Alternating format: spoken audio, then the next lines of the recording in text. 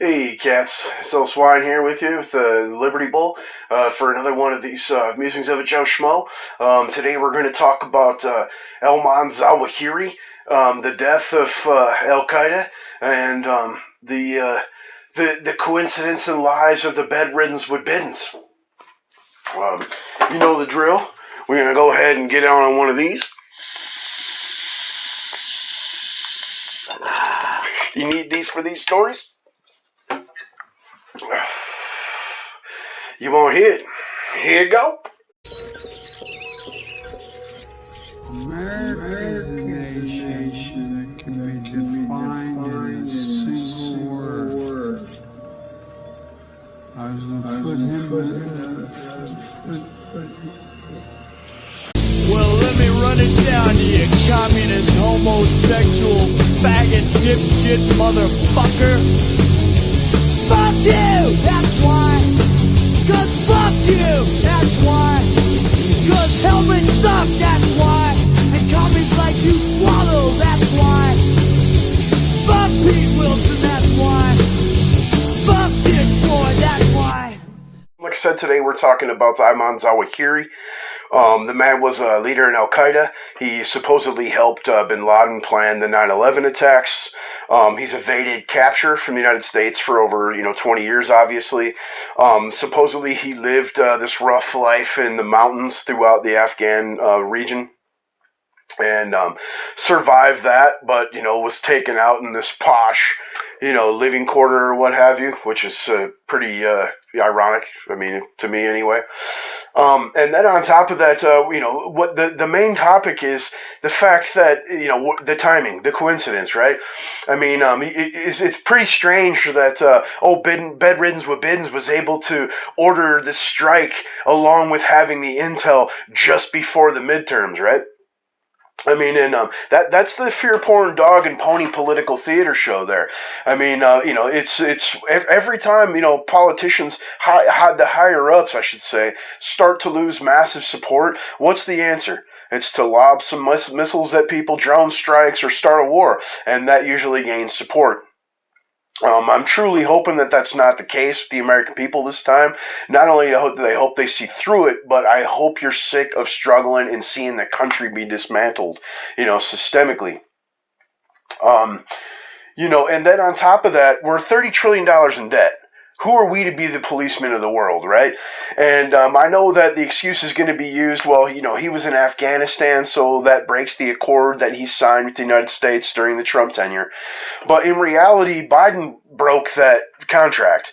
And if you know anything about, Islam or, Islamic law, what have you, basically, if you sign a contract with someone from that group and you are the one that, violates the terms, it's free game after that. Like, they don't care, I mean, and also, as part of jihad is that, they can lie to non-believers. That's part of the whole, religious aspect, which is, you can easily look up for yourself, right? It's in the Quran.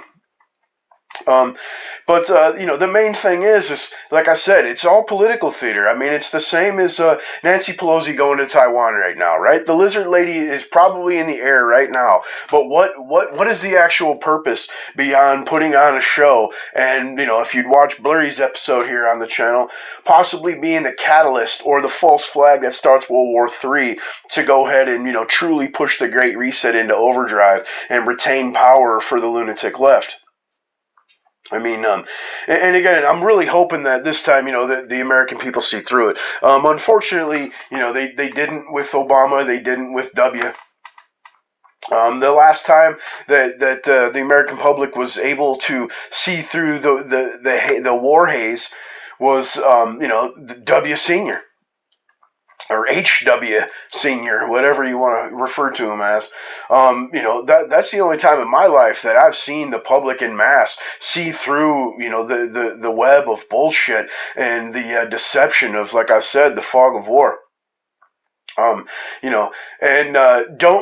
be fooled in any manner to think that it's just coincidence that it happened at this time of the year.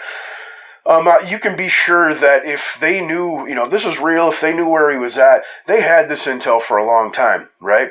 But, there's other places, other avenues of media from foreign, obviously, that are claiming that this man's already been dead, similar to Osama bin Laden.